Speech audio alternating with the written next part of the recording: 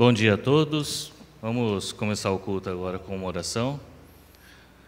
Pai, nós queremos te glorificar por esse dia lindo e maravilhoso que você nos deu, Pai. Obrigado pela tua presença em nossas vidas, em nossas famílias. Obrigado que o Senhor está aqui, ó Pai, abençoando cada um que está também a caminho. Que o Senhor possa trazer sobre nós, Pai querido, a tua paz, a tua alegria, a tua palavra, Pai. Santifica, Senhor, a nossa vida, santifica o nosso lar, a nossa comunidade, Pai. Onde nós estamos inseridos, o Senhor possa também santificar, Pai. E onde nossos pés pisarem, o Senhor possa santificar. Que o Senhor, Pai, seja glorificado, Pai, em todas as nossas ações, em todo o nosso pensamento, Senhor, em todas as nossas atitudes. Peço também que o Senhor possa abençoar, Senhor, aqueles que a gente mantém contato no dia a dia. Que o Senhor possa, através de nós, também mostrar, Senhor, a tua salvação, a tua verdade, Senhor, e que as pessoas possam conhecer o Senhor Jesus Cristo através de nós. Pedimos, ó Pai, que aqui hoje o Senhor possa ordenar também, Pai, a tua palavra e que a gente possa aprender um pouco mais de ti, Senhor. Que o Senhor possa quebrar, Senhor, preconceitos, paradigmas, que o Senhor possa quebrar, Senhor, também barreiras, para que a gente possa compreender a tua palavra, que a gente possa também interiorizar, Senhor, e praticar os teus ensinamentos. Pedimos, ó Pai, pela tua bênção, em nome do Senhor Jesus Cristo. Amém. Vamos ficar de pé para louvar o Senhor? Vivo feliz, pois sou de Jesus.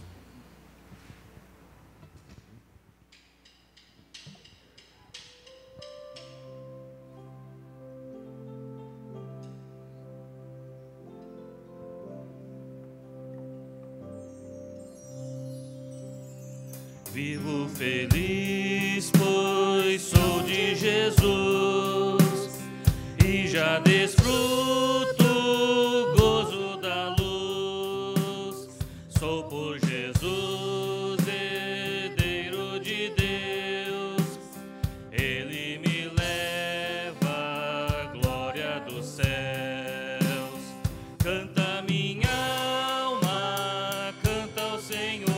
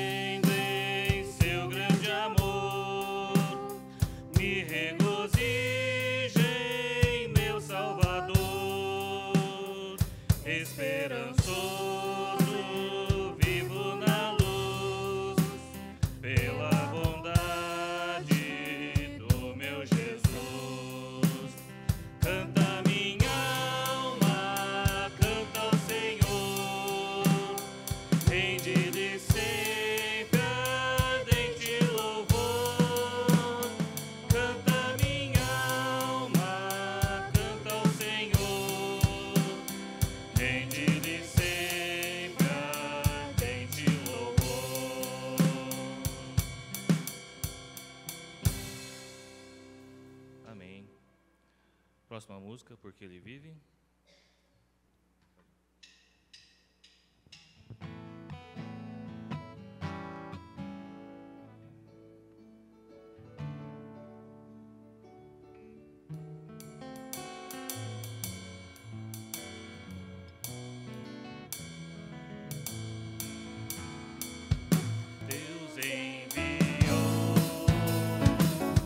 Seu Filho amado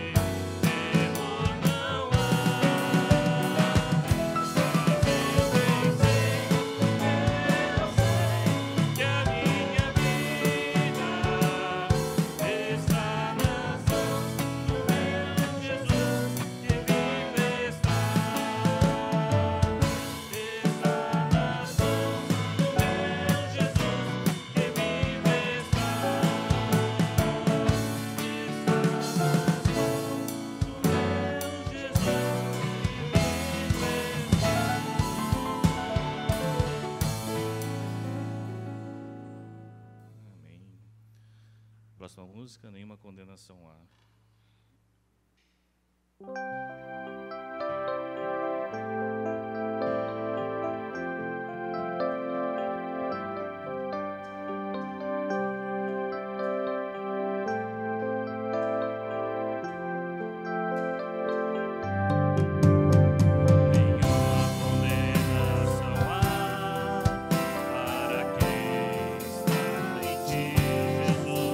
Cuja vida coberta está pelo sangue.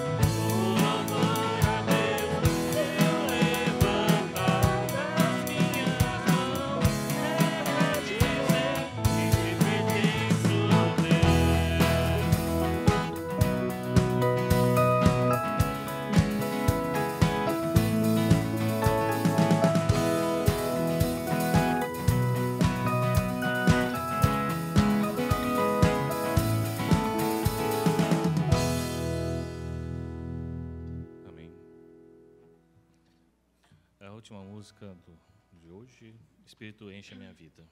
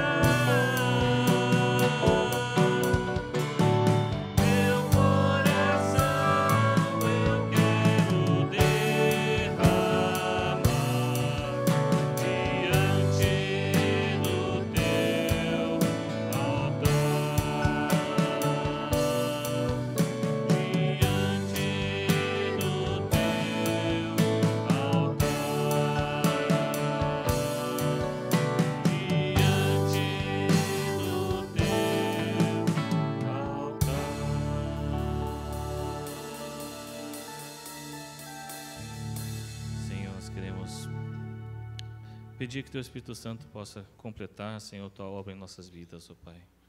Que Teu Espírito Santo possa entrar em cada lugar, em cada vão, Senhor, de nossa vida, de nossa família, Pai, nosso emprego, nosso trabalho, dos nossas amizades, Senhor. Que o Senhor possa fazer a Tua obra, Senhor. Que o Senhor possa, Pai, pôr em cada momento, Senhor, um cântico de louvor a Ti, ó Pai, em nossas bocas e em nosso coração. Que nossa mente se encha, Senhor, de louvor a Ti. Que nossa mente possa se encher, ó Pai, de gratidão, Senhor, por tudo que o Senhor já fez, por tudo que o Senhor é, Senhor, e por tudo também que o Senhor fará. Te glorifico e te adoro, Senhor, que o Senhor é maravilhoso, que o Senhor, apesar de toda a sua grandeza, ainda assim olha para a gente e nos ama, Senhor. Ainda assim o Senhor olha para a gente e nos levanta, nos sustenta. Na nossa pequenez, na nossa insignificância, o Senhor ainda assim nos ama. Obrigado, Pai querido, pela Tua presença. Obrigado, Senhor, por cada vida, Senhor, que está junto da gente. Por cada irmão que está aqui, Senhor. Obrigado, Pai. Te amo, Pai, por tudo. Te louvo, Senhor, te glorifico. Peço agora que o Senhor possa trazer a Tua palavra sobre nós. Que o Seu coração possa nos tocar, Pai. E que a gente possa realmente ouvir as palavras, ó Pai, que vem do Teu Espírito Santo. Em nome do Senhor Jesus Cristo. Amém. Pastor Jorge, pode se sentar. Bom dia. Graça e paz, irmãos. Enquanto a gente vai se preparando, o pessoal do louvor que está se assentando, vamos abrir as nossas Bíblias no Evangelho de Lucas. Nós estamos terminando o capítulo 3, estamos entrando no capítulo 4. E hoje eu quero ressaltar sobre um assunto que, quando nós nos mergulhamos nesses assuntos aqui, essa semana foi uma semana para mim difícil, tá? Porque lendo a palavra, estudando, mergulhando, teve um dia que eu estava assim, todo cansado e exausto mesmo, e a minha cabeça, eu tenho esse problema da minha artéria, né? Aqui não. E aquele dia realmente estava bem, a pressão na nuca da minha artéria foi muito forte, tá? Dor no pescoço. Comecei a perceber, lógico, tem um aspecto físico, mas também tem um aspecto espiritual. Porque quando você mexe com o tentador, você mexe com o diabo, Satanás, ele não gosta não, tá? Ele faz de tudo para cegar o entendimento, para dizer que não se importa comigo não, faz as coisas que você gostaria de fazer, as coisas que você gostaria de falar, mas não se importa comigo não, tá? Então, na vida cristã, nós temos essa percepção, e eu quero falar uma coisa que realmente nós precisamos tomar muito cuidado, tá? Nós estamos sobre o ataque do inimigo, e o inimigo está tentando derrubar o crente, tá? E quando eu quero entrar um pouquinho, talvez seja um pouquinho, aos momentos pode ser que você vai se sentir exausto, porque eu vou me aprofundar na palavra. Eu vou mergulhar na palavra, porque o entendimento superficial também, tá? Não leva à clareza. Não leva à clareza das coisas, e a gente fica pensando o significado daquilo sem um contexto. Mas eu quero trazer o contexto para vocês, tá? Dessas palavras dessa experiência que Jesus teve no batismo e também na tentação, tá? E nós vamos perceber realmente que o inimigo está está aproveitando toda a brecha que existe, e ele faz isso, ele fez com o próprio Jesus, ele fez isso, tá? E ele vai fazer conosco, mas o perigo é nós cairmos na tentação, nós estarmos assim, sendo tentados não é pecado, o pecado é cair na tentação, tá? Então, percebendo algumas coisas que talvez a gente nem está percebendo que nós estamos sendo tentados pelo inimigo. Capítulo 4, versículo 21, nós vamos no nosso texto. É um texto que fala, lógico, tem a parte da genealogia, né? Tá? Que realmente tem um significado também. O Lucas traz esse significado, diferente de Mateus. Então, observem comigo essa narração.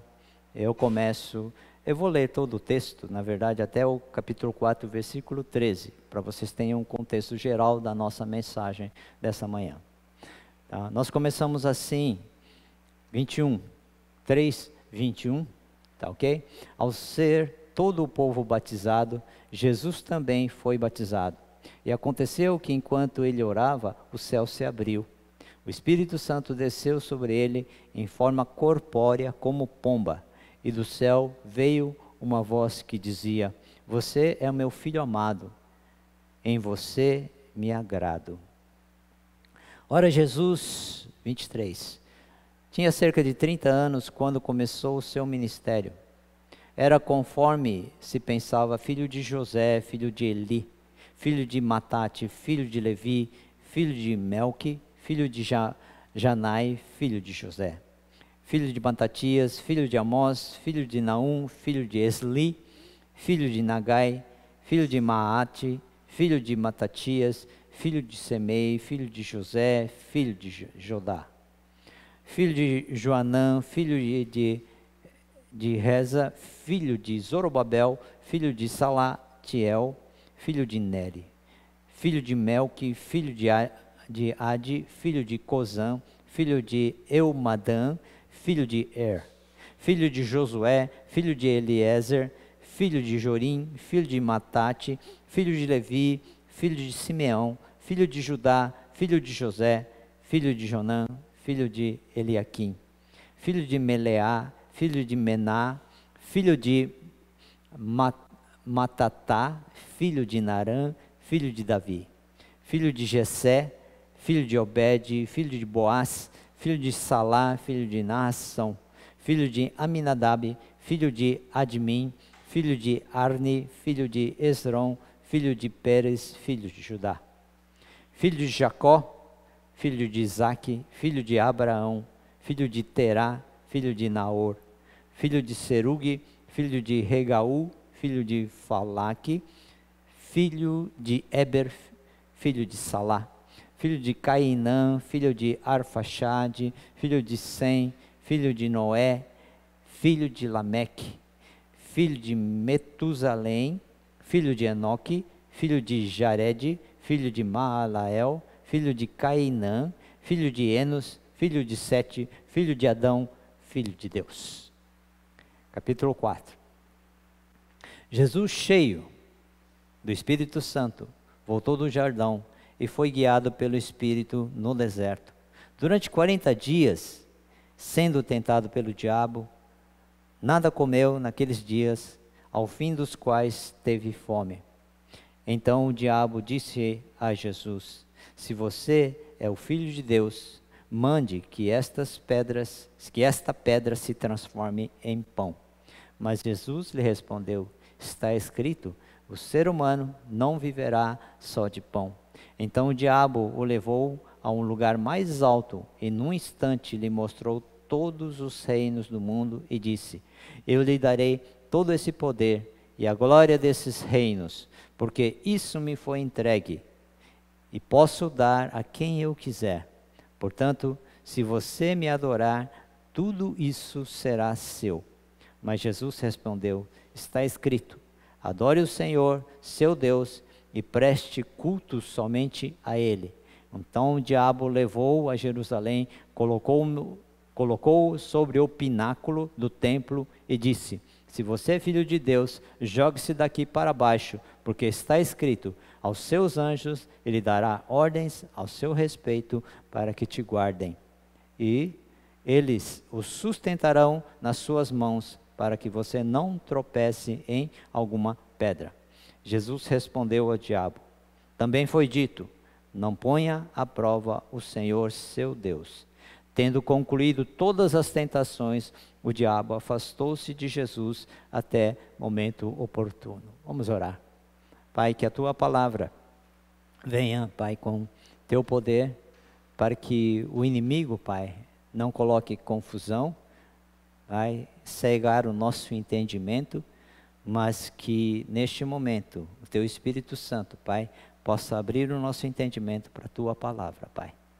Senhor, olha para a tua igreja, olha para cada um de nós, ó Pai, e vê em nós. O Senhor sabe de todas as lutas e tentações por quais temos passado, mas esta palavra possa nos advertir contra as ciladas do inimigo e como vencer e como ter vitória sobre as tentações que nós temos na vida, Pai, a cada dia. Nós oramos, pedimos que o teu Espírito Santo agora, Pai, reine no meio de nós. Abra, Senhor, tudo aquilo que afasta de nós, tudo aquilo que, Senhor, cega, tudo aquilo que nos distrai, e que a tua palavra possa entrar no nosso coração como a tua verdade. Nós oramos em nome de Jesus. Amém, Senhor. Ok. Nós temos então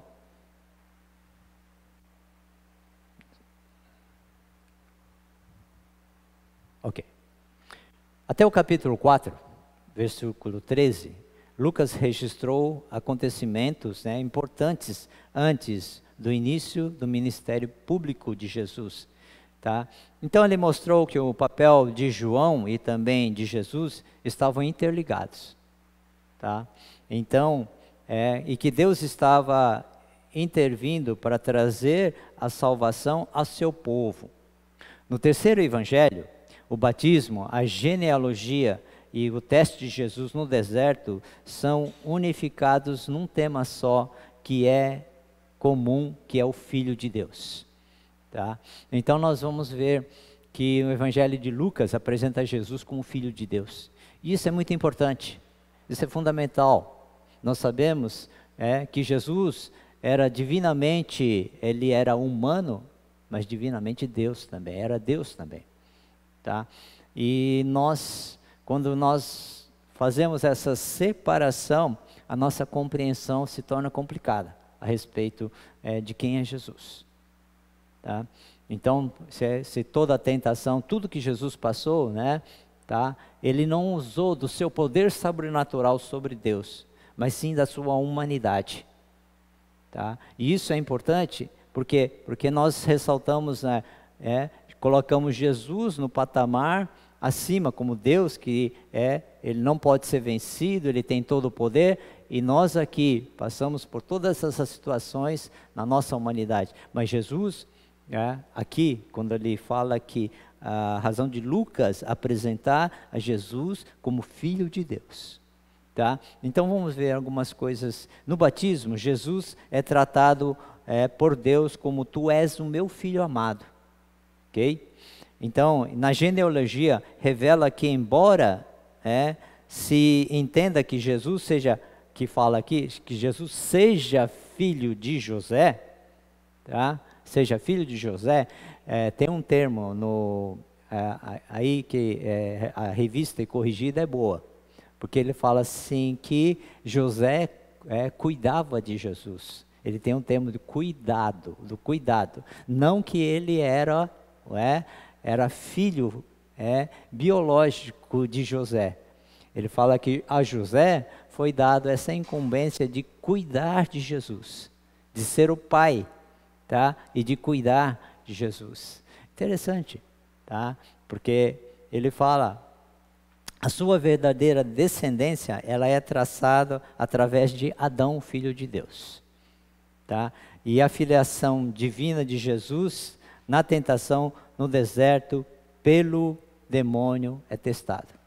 Então esses três blocos, o batismo, a genealogia e a tentação, nós vamos trazer como um bloco do preparo para Jesus iniciar a sua missão, tá? Assim como o cristão, nós não podemos sair por aí, tá?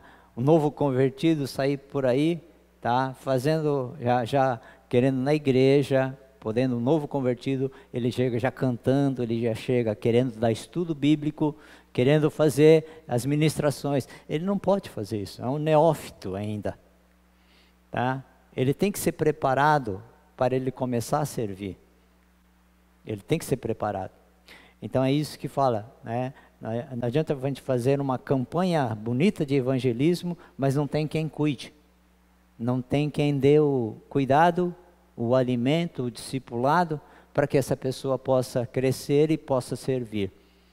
Então, o grande perigo é que se coloca na igreja pessoas com responsabilidade, mas que ainda é neófito ou ainda não tem a certeza da sua salvação, tá? Esse é o grande perigo que nós temos dentro da igreja, ok? Então, vamos ver aqui sobre o batismo de Jesus, ok? Vamos começar com o batismo de Jesus. Algumas coisas são importantes aqui. 3 coisas que falam que acontecem no batismo de Jesus. 3 eventos aqui que acontecem, que são citados aqui em Lucas. Lucas, ele é detalhado naquilo que acontece. É interessante porque Lucas, ele é dos evangelistas, ele é ele que mais detalha, é o que mais coloca os pormenores, tá? E Lucas faz isso, tá? Nós temos Mateus e Marcos, que falam sobre o batismo, fala sobre a tentação. Os 3 evangelhos sinóticos falam, porque isso é importante, é muito importante. Então nós vemos aqui que o céu foi aberto primeiro, tá? O Espírito Santo desceu sobre Jesus e a voz do céu falou para Jesus. Isso é importante, tá? Na identificação, quando Jesus ele chega, tá? Então nós temos isso, né? Por exemplo, o céu, abertura do céu, tá? A abertura do céu no batismo inaugura a tão esperada volta do Espírito Santo de Deus no próprio Filho de Deus e não em um profeta. Por isso que as pessoas perguntavam, é você o prometido? É você o Messias? Perguntava para João Batista. Perguntava para ele, falando, não, não sou eu. Então, tá? A abertura do céu, o batismo, a volta do Espírito Santo, tá? Ele não vem na figura de um profeta, mas vem no Filho de Deus. Então, até aquele tempo, até aquela ocasião ali, acreditava-se em geral que o Espírito Santo, com a cessação dos grandes profetas, lembra que eu falei que não houve profecia de Malaquias a Mateus? 400 anos de silêncio, porque não houve voz profética. Não houve voz profética nesses 400 anos de silêncio. Então, aqui, quando a voz, o céu foi aberto, acreditava-se então que o Espírito Santo, com a cessação dos grandes profetas do Antigo Testamento, então deixaria de falar diretamente ao povo de Deus. O Espírito Santo deixaria de falar diretamente ao povo de Deus. É assim que eles acreditavam. Então nós precisamos entrar no contexto, tá? Porque é importante estudar esses temas, mas nós ficamos muitas vezes presos a algumas coisas que nós aprendemos superficialmente, sem um contexto. Quem que era o Espírito Santo? Tá? Para eles, por que a voz do Espírito Santo se calou? Por que não falou mais? Tá? E aí então, quando o céu se abriu, é como se... Aí a segunda o Espírito Santo desceu sobre Jesus. Opa, voltou. Tá? O Espírito Santo desceu sobre Jesus. Segundo sinal presente no batismo é a descida do Espírito Santo. Tá? Então, essa descida do Espírito Santo não foi uma coisa assim imaginativa. Não foi uma coisa mística. Foi uma presença real. As pessoas que estavam ali sendo batizadas também, eles perceberam isso. Eles perceberam. Por quê? Porque sobre Jesus veio o Espírito Santo em forma corpórea. Ele fala corpórea como pomba. Tá? Então não foi assim, só foi aquele êxtase, né? Foi aquela... Não, teve aquelas pessoas viram, as pessoas... Tá? Então, a presença do Espírito Santo, a vinda do Espírito Santo, a descida do Espírito Santo, ela é real. Ela não é imaginativa. Não é uma coisa contemplativa, mística, que muitos pensam. A descida do Espírito Santo é real. Ela é real. Tá? Então, a descrição de Lucas do Espírito Santo descendo em forma corpórea, tá? Então, ele fala que essa palavra corpórea é forma, tá? Enfatiza a visibilidade. A visibilidade.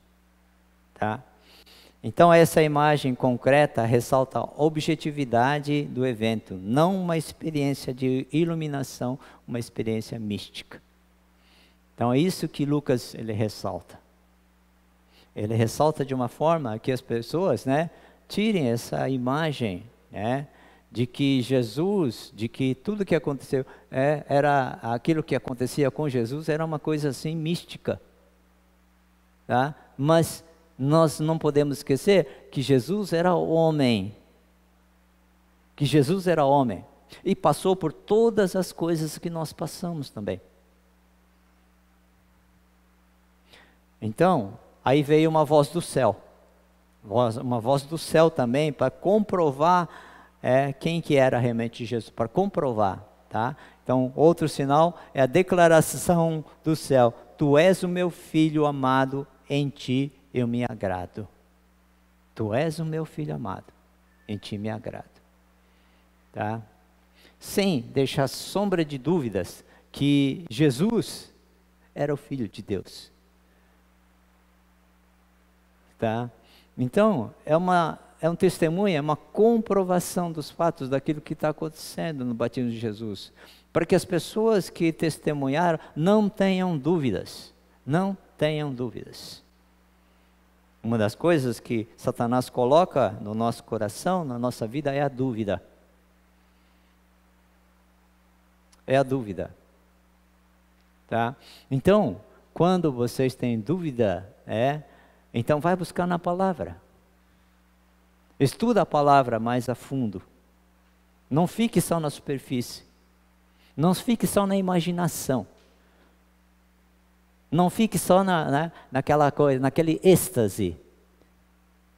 Entre, aprofunda na palavra de Deus para você entender melhor. Tá? Então, uma coisa uma rica imagem do Antigo Testamento, que está por trás da declaração de Deus, está em Isaías. Essas declarações são experiências vividas. Os profetas já tinham falado. E no Antigo Testamento tem a comparação. Olha só, ele fala assim em Isaías 49:3, em que o servo do Senhor é declarado: você é meu servo Israel, em quem mostrarei o meu esplendor. Esse paralelismo, tá, do que está falando aqui e o que está escrito em Isaías, tá? Então, essa declaração, a voz no batismo, fica logo aparente. O ministério de Jesus, como servo de Isaías, será repleto de oposição, aparente derrota, mas o seu serviço em sacrifício, em substituição às pessoas, aos homens, também será uma luz para os gentios, para que leve a minha salvação até os confins da terra. Isso está em Isaías 49:6. Profecia se cumprindo em Jesus. Tá? Então ele traz aquele contexto, trazendo de uma experiência que Israel viveu, tá? E trazendo que agora se cumpre isso em Jesus.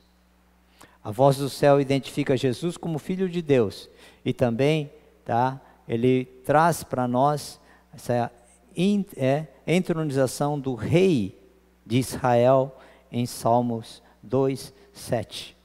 Tá? Salmo 2:7 fala: tu és o meu filho amado, em ti me agrado. Também está em Salmos 2:7. Olha só o que vai acontecendo.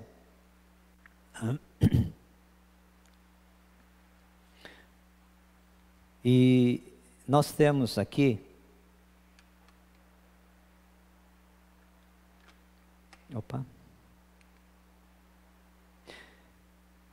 no batismo de Jesus, ele é tratado por Deus como: tu és o meu filho amado.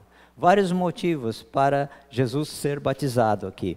Vários motivos para Jesus ser batizado. Primeiro, era cumprir toda a justiça.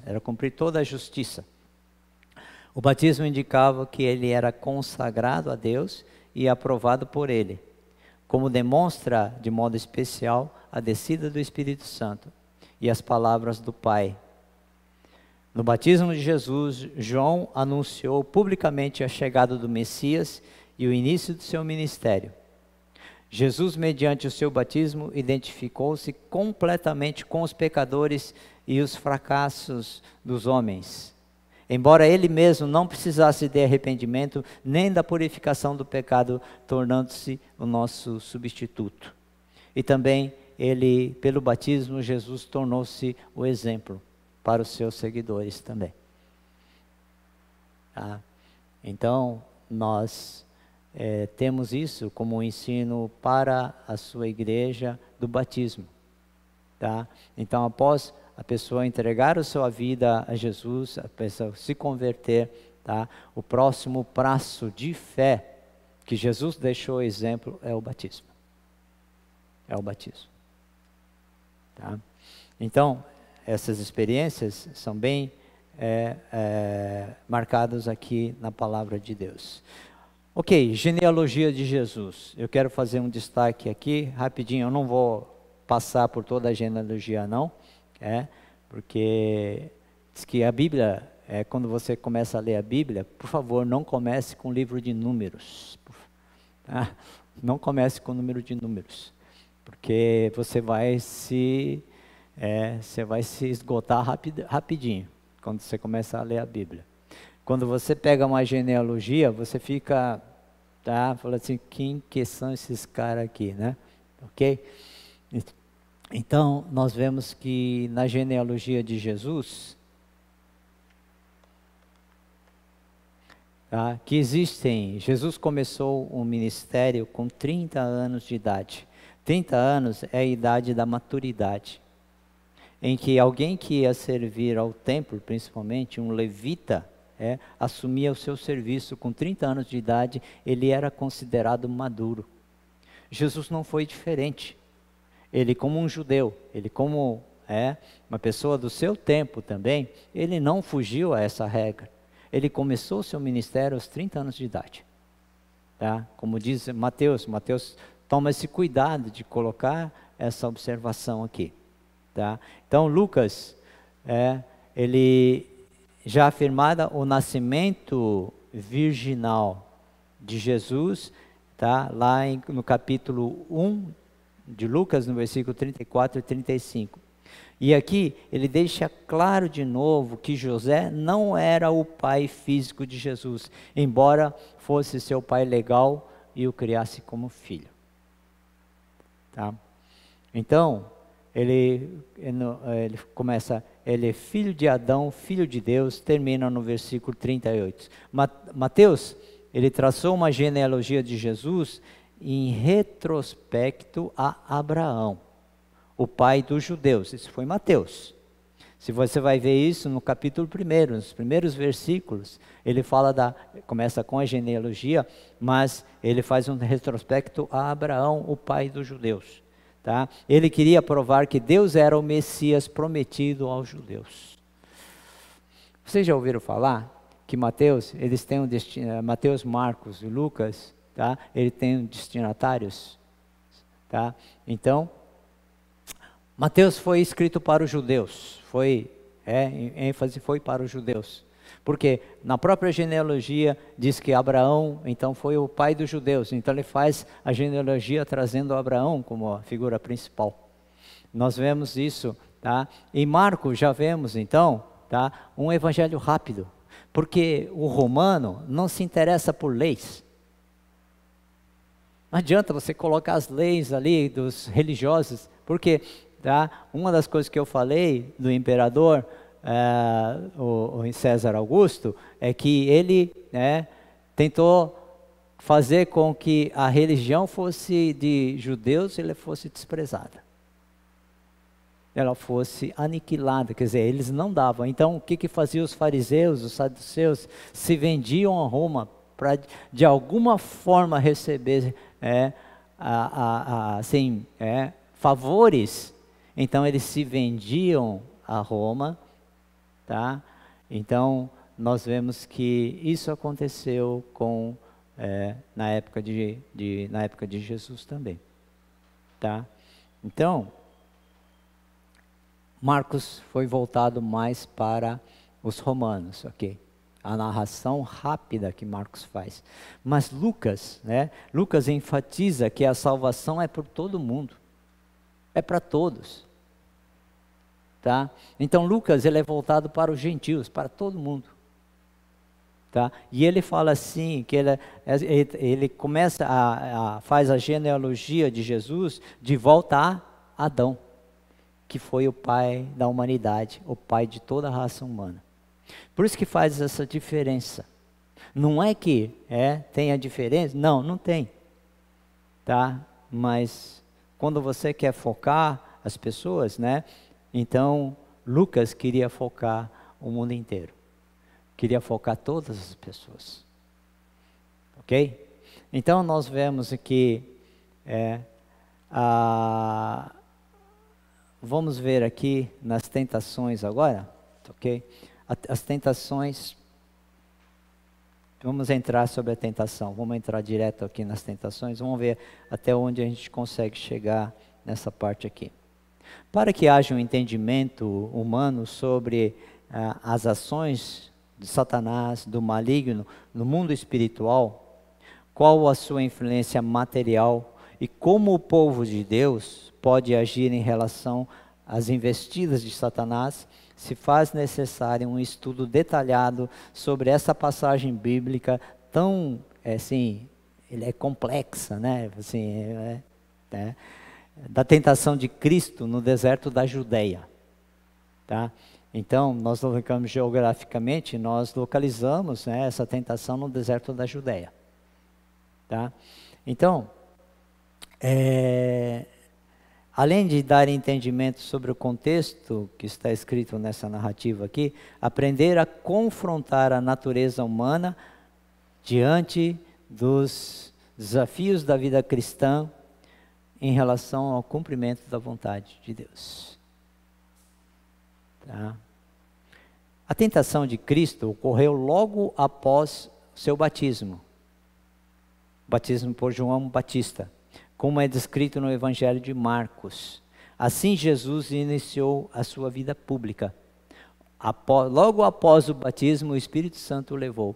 Então nós conferimos isso, tá? Em Mateus, Marcos e Lucas, e encontramos, fazemos esse paralelo, colocamos os 3 evangelhos sinóticos e encontramos isso, que logo depois do batismo ele foi levado pelo Espírito Santo ao deserto.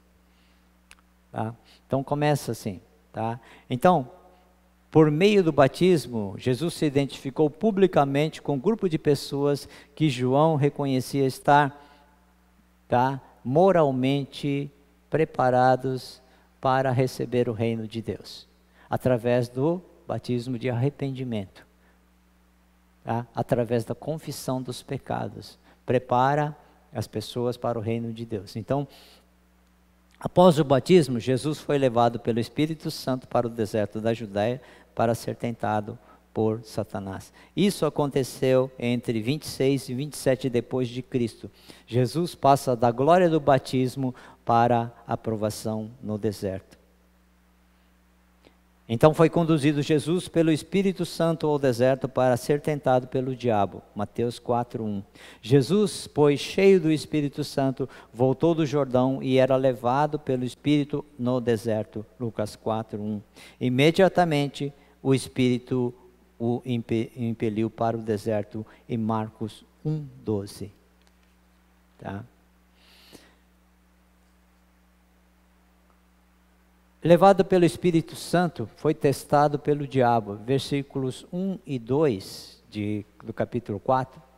Então nós começamos alguma coisa aqui. Esse teste de Jesus para ser testado, sendo parte do plano de Deus, tem como base Deuteronômio, capítulo 8, versículos 1 a 5. Nós vamos encontrar em Deuteronômio. Texto que Jesus também cita na primeira resposta ao diabo. Está escrito, onde? Nem só de pão viverá o homem, mas de toda a palavra que procede da boca de Deus. A gente lê essa narração, mas se a gente não consegue o contexto de onde vêm essas citações, porque o diabo também sabe citar muito bem a Bíblia, é lógico que ele distorce, é lógico que ele coloca mentira, tá? Então você fala assim, o diabo conhece a Bíblia melhor que o crente. E ele vai citar naqueles pontos lá, tá? E ele vai tentar colocar para você aquelas coisas que você não tem um entendimento claro e correto. Aquilo que você tem dúvida. Ele vai colocar em você. Por isso é importante o estudo profundo da palavra de Deus. Não ficar na superficialidade. Entra. Poxa, nós temos tantos materiais para estudar a palavra de Deus, gente. No nosso país, nós temos comentários, nós temos pessoas sérias mesmo, né? Tratando de Bíblias de estudo, comentários. Só o meu comentário de Lucas, esse aqui, ó. Tá? E é um comentário mais moderno, mas é muito, porque ele pegou todos os seus contextos, os outros comentários que vinha sendo feito, e ele fez um trabalho, tá? E isso é muito bom. Felipe e Bela que estão estudando seminário, né? Tá? Então tem que se acercar de materiais, de bons materiais que nós temos. Mas não fique na superficialidade, gente. Tá? Lá, em Deuteronômio, olha só o que acontece. Moisés relembra como o Senhor conduziu os israelitas no deserto durante 40 anos, para humilhá-los e pô-los à prova, a fim de conhecer suas intenções, se iriam obedecer aos seus mandamentos ou não. Aqui, no início do ministério, Jesus é colocado sob teste, ele é testado, de modo semelhante, e demonstra ser o verdadeiro israelita que vive toda a palavra de Deus que procede da boca do Senhor.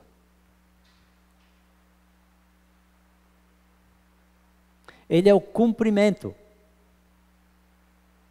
daquele que foi esperado de Israel. Então Jesus, ele é o cumprimento, é o verdadeiro israelita.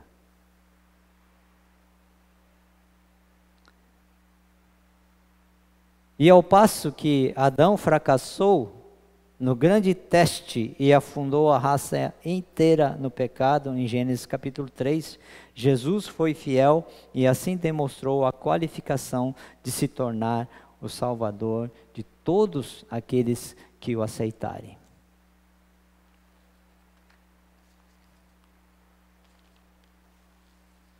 Vamos falar um pouquinho do inimigo, quem que ele é?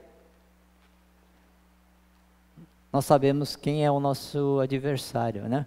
Se você quer vencer um jogo, você vai estudar as táticas do seu adversário. Você vai pegar um jogo, né? Ok? Você tem um jogo. A nós também cabe, nós entendemos quem que é o diabo. Quem que é o nosso acusador.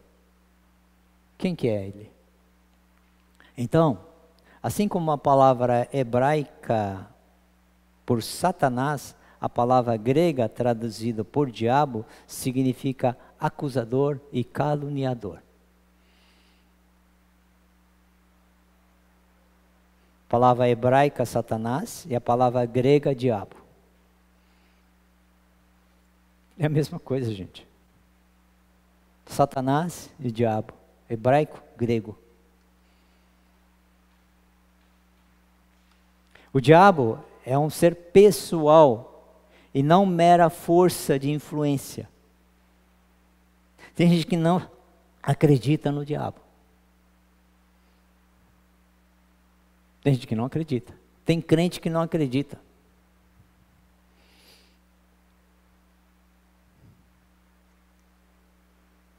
E Satanás está contente com isso. Não precisa acreditar em mim, não.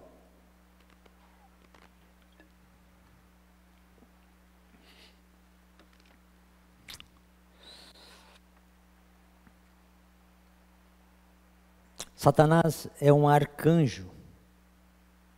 Acima dos anjos tinha posição de proeminência entre os anjos. Satanás. Ele não é um símbolo, não. Ele luta contra aqueles que seguem e obedecem a Deus. Se você não segue e obedece a Deus, você não sente nada, gente. Satanás fala, tranquilo, fica na sua, cara.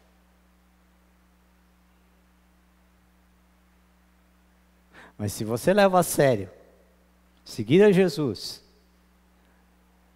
seguindo os seus passos, obedecendo seus mandamentos e andando com Ele, você vai ser tentado. Você vai passar por sofrimento. É isso que a história bíblica fala.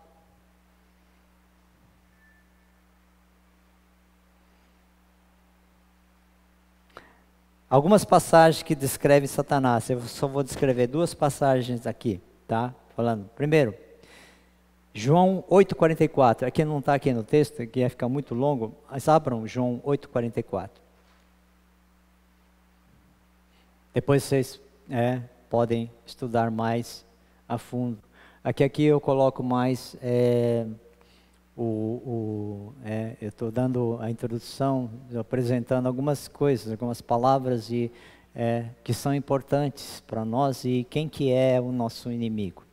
João 8,44, que diz aí? Vocês pertencem ao pai de vocês, o diabo, e querem realizar o desejo dele. Ele foi homicida desde o princípio e não se apegou à verdade, pois não há verdade nele. Quando mente, fala a sua própria língua, pois é mentiroso e pai da mentira. Jesus estava falando com os líderes religiosos, com as pessoas que diziam, nosso pai é Abraão.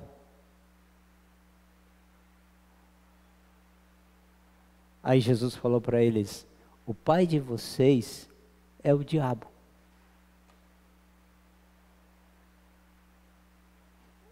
Aqueles religiosos tinham aquela convicção, eles são realmente os legítimos filhos de Deus, no sentido de que povo de Deus.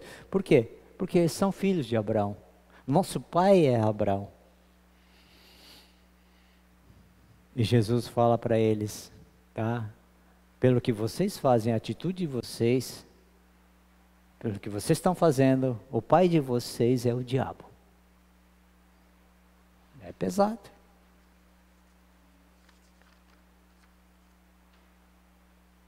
Satanás é uma criatura de Deus que habitava nos céus, que se rebelou contra Deus, levando consigo legiões de outros seres celestiais, os quais foram expulsos dos céus e jogados à terra e ao inferno.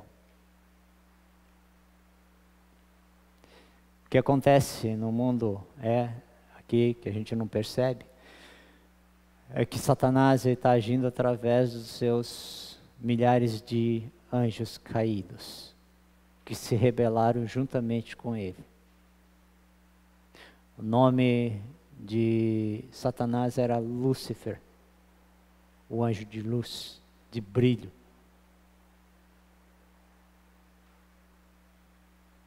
E ele vem confundindo as pessoas, tá? Nós vemos aí várias pessoas endemoniadas, várias pessoas sendo totalmente usadas por Satanás. A guerra é maligno. O que acontece com esses governantes é maligno.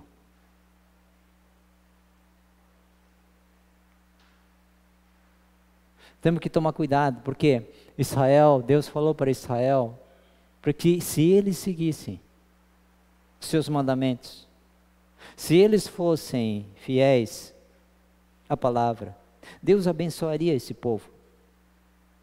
Mas Israel foi após outros deuses, se corrompeu, se afastou de Deus. Deixa que eu faça do nosso jeito, deixa que nós fazemos do nosso jeito. E quando Jesus chega naquela época, vê um Israel todo corrompido, que não se arrepende, que não confessa os seus pecados, que vive para si e que não conhece a Deus. Agora vocês abram lá em Judas.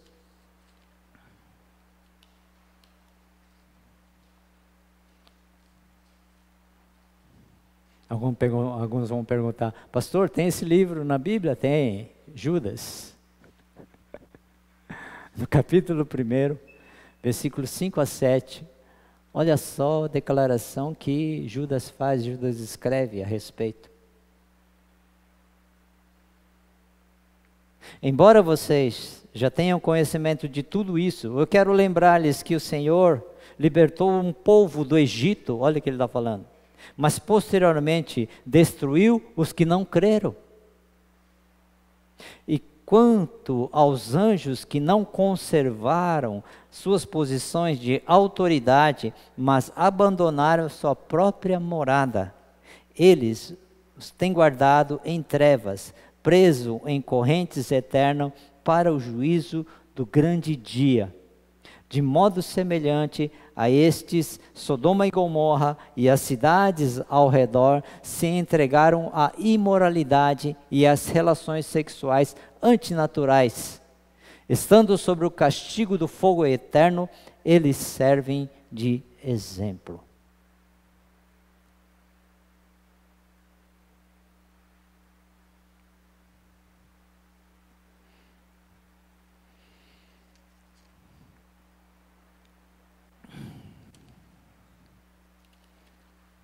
Vamos ver mais um pouco.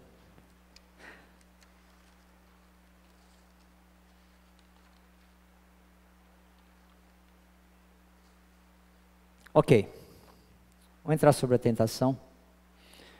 Tentação a palavra tentar, que aparece na Bíblia aí, tem o significado de testar. Testar o que de bom e de mal, de fraqueza ou de força existe no ser humano. Foi o que aconteceu com Adão e Eva, lá no início. Testar o que de bom ou de mal, de fraqueza ou de força existe no ser humano. A tentação é o meio pelo qual o inimigo tenta persuadir o ser humano a pecar contra Deus. Ser tentado não constitui pecado, que eu falei, mas cair na tentação, sim. Mais um texto que fala ali em Tiago 1, 13 a 15. Estou sendo tentado. Quando alguém for tentado, jamais deverá dizer, estou sendo tentado por Deus. Pois Deus não pode ser tentado pelo mal e a ninguém tenta. Cada um, porém, é tentado pelo próprio mau desejo, sendo por este arrastado e seduzido. Então, esse desejo, tendo concebido, dá luz ao pecado, e o pecado, após ter sido consumado, gera a morte. Tiago 1, 13 a 15.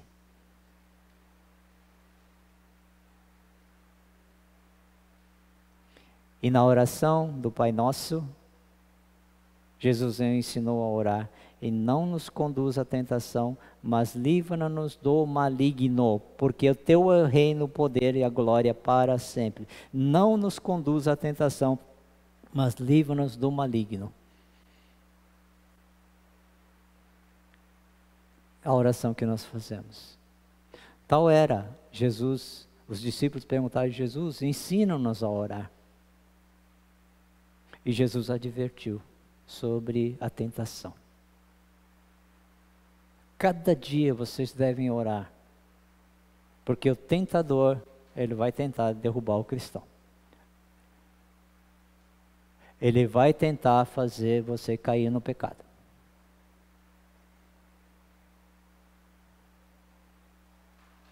Ok, primeira tentação. Vamos parar por aqui. Vou falar só sobre a primeira tentação, porque tem uns aspectos que eu preciso explicar aqui na primeira tentação. A primeira tentação, ele aborda Jesus em seu ponto de necessidade óbvia, a sua fome. Ele está 40 dias em jejum e oração. 40 dias em jejum e oração.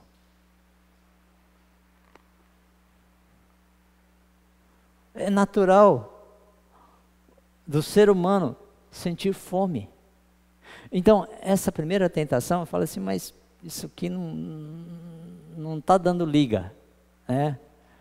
Poxa, é natural, a gente luta pelo pão, a gente trabalha pelo pão de cada dia. E justamente na oração do Pai Nosso, ele fala, o pão nosso de cada dia nos dai hoje. Deus está falando que é o provimento diário das nossas necessidades básicas, é Ele quem está provendo. E nós entramos numa luta pelo pão, uma luta por emprego, uma luta por saúde, uma luta para ter realmente, financeiramente, ter condições. Sendo que Jesus Na sua oração ele falou assim, que Deus já tem provido isso para vocês. Olha só. Se és filho de Deus, manda que esta pedra se transforme em pão.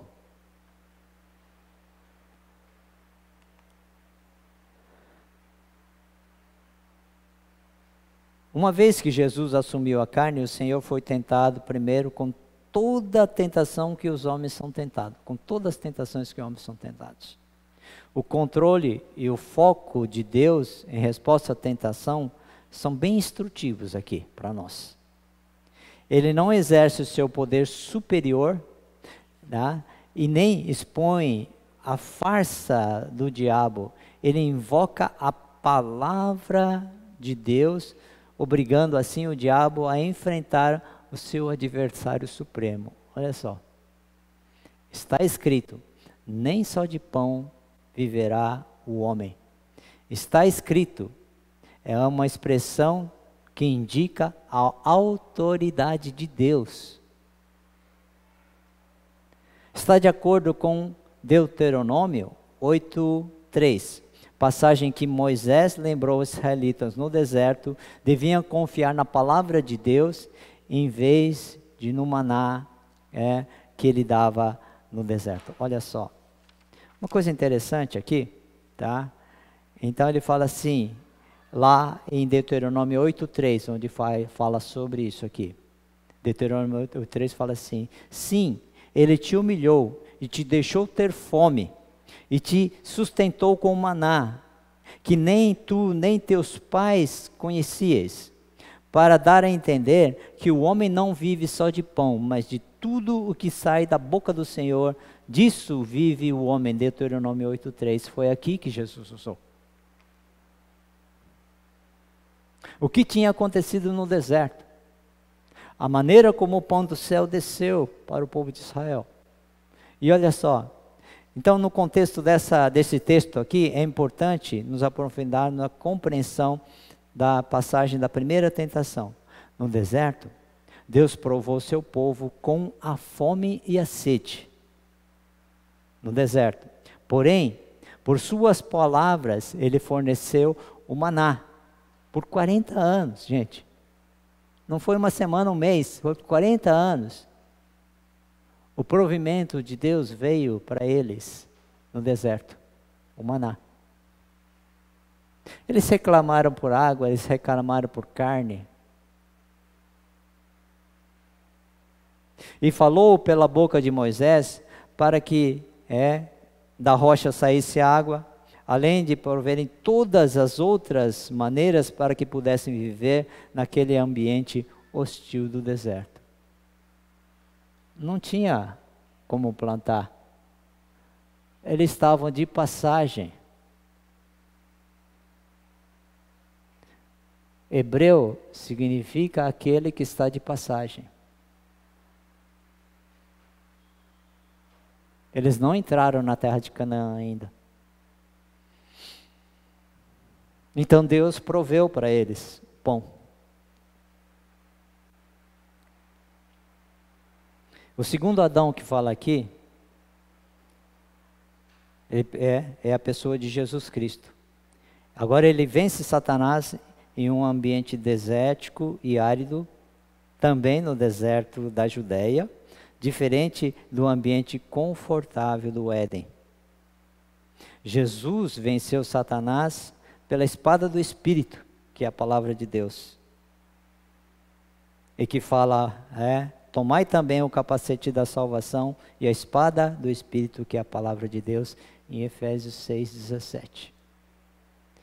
O tempo de 40 dias no deserto, ele faz paralelo, de igual forma, com os anseios da carne, daqueles que no passado passaram 40 anos no deserto e pecaram contra Deus.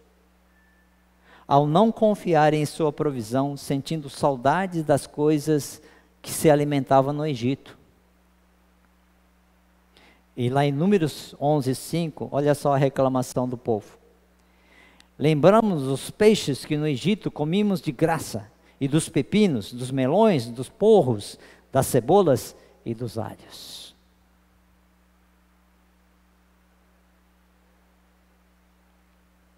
Jesus cumpriu o mandato do homem como segundo Adão, sem cair como o primeiro. E também personifica os libertos do Egito, símbolo da escravidão dos pecados, porém sem ter o pecado da desconfiança da provisão e promessa de Deus.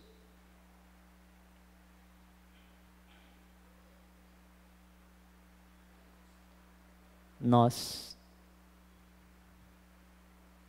queremos a provisão de Deus. Exigimos a provisão de Deus.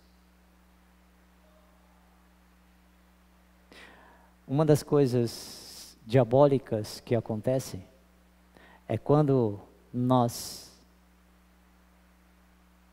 pela boca, nós queremos fazer com que as pessoas, eles tentem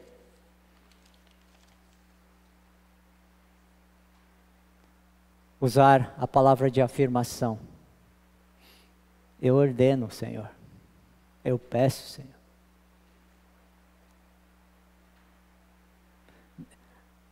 Fazem seus desejos pela boca. Eu ordeno que isso aconteça na minha vida. Eu declaro que isso tem que acontecer na minha vida.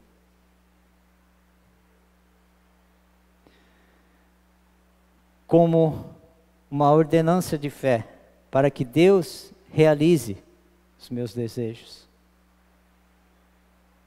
É uma cilada, é uma manobra satânica isso. Como os da tentação do povo de Israel no deserto e a Jesus.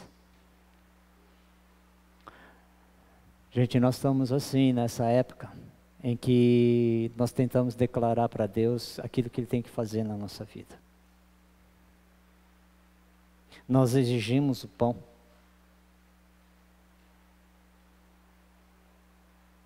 Mas nós esquecemos de viver crendo na provisão de Deus. Se nós formos realmente fiéis à palavra, Ele vai prover o pão de cada dia. O maná nunca falhou, nem um dia. Mas não acumulem, só colham aquilo que de manhã vocês vão ver para a sua família, para as pessoas que vivem com você. Mas não sejam gananciosos e colham mais, porque vai dar bicho. Mas mesmo assim, o povo de Israel, será que Deus vai me prover no dia de amanhã? Será que Deus não vai falhar?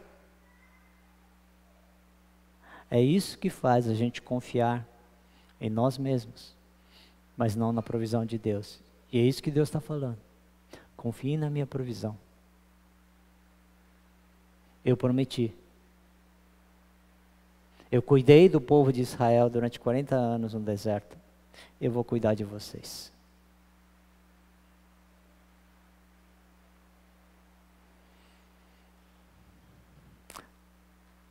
Cabe uma meditação de todo o histórico bíblico para perceber que Deus nunca criou uma igreja mimada, mas uma igreja sacrificial. E por isso deu exemplo próprio, se fazendo carne e sofrendo no lugar do homem, mesmo sem o homem merecer.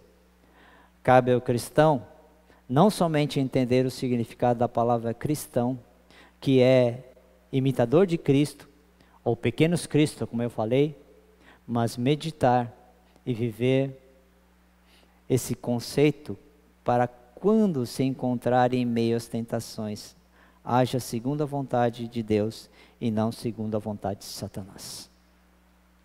Nós vamos parar aqui, depois nós continuamos até o final desse texto aqui, tá? Na próxima mensagem, ok? Vamos orar? Pai, mais uma vez, a Tua palavra realmente ela traz o entendimento, mas novamente nós pedimos que ao estudar a Tua palavra nós possamos entrar numa compreensão mais profunda daquilo que o Senhor trouxe naquela época ao teu povo e também nos dias de hoje, Pai, em que a palavra ela é entendida de forma muito superficial, Pai. Dá-nos um entendimento correto para que quando as tentações vierem na nossa vida, nós tenhamos as armas do Espírito para podermos vencer. A tua palavra seja clara em nosso coração, na nossa mente, na nossa vida, e que Satanás, ó Pai, seja derrotado, Pai, por aquilo que o Senhor, por aquilo que está escrito, por aquilo que nós cremos, ó Pai, da tua palavra. Pai, abençoa a tua igreja. Cada dia nós somos tentados, Senhor. Não nos deixe cair em tentação, mas livra-nos do maligno, Pai. Porque, pois teu é o reino, teu é o poder e a glória para todos sempre, Pai. Nós agradecemos e oramos em nome de Jesus. Amém, Senhor. Amém. Vamos levantar, vamos encerrar o culto. Vamos orar. Que a graça do nosso Senhor e Salvador Jesus Cristo, o amor de Deus o Pai e a comunhão do Espírito Santo seja com cada um de vocês, hoje e também para todos sempre. Amém e amém, Senhor.